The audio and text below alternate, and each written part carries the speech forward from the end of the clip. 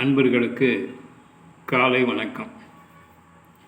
இன்றைய பதிவிலே அபிராமி பட்டர் அவர்கள் அருளிய அபிராமி அந்தாதி என்ற பாடலில் 17வது பாடலும் அதனுடைய விளக்கத்தையும் பற்றி பார்க்கலாம். 16வது பாடலில் அதிசயமே என்று வார்த்தையை போட்டு முடித்தார்.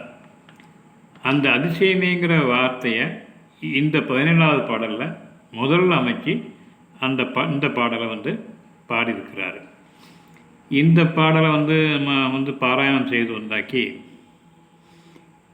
பெண்களுக்கு நல்ல வரன் அமையும், பையன்களுக்கு நல்ல வது அமையும். மொத்தத்தில் திருமண காரியங்கள் நல்ல விதமாக முடியும். இந்த பாடலை நம்ம இன்னைக்கு பார்க்கலாம்.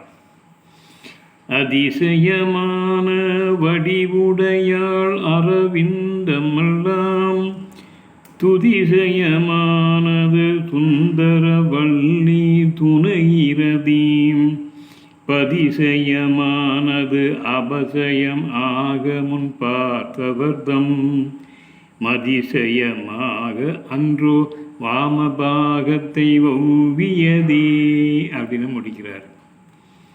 இதனுடைய பொருள் என்ன அப்படின்னு சொன்னால், வியப்பூட்டும் வடிவத்தை கொண்டு தமிழும் சிறந்த அழகு உடைய தாமரை மலர்கள் போன்றவளை துதிப்பதற்கு காரணமாக இருப்பவளை, அழகிய தாமரை கொடி போன்று இடையுடையவளே,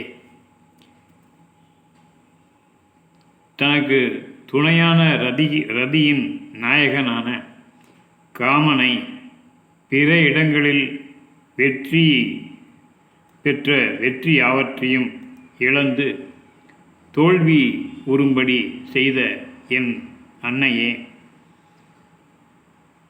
உன்னை நான் வணங்குகிறேன். நெற்றிக்கண்ணை திறந்து பார்த்த சிவபிரானை வெற்றி கொள்ள கூடிய சக்தியே, என்னே உன்னுடைய சக்தி, பலம், அற்புதம்.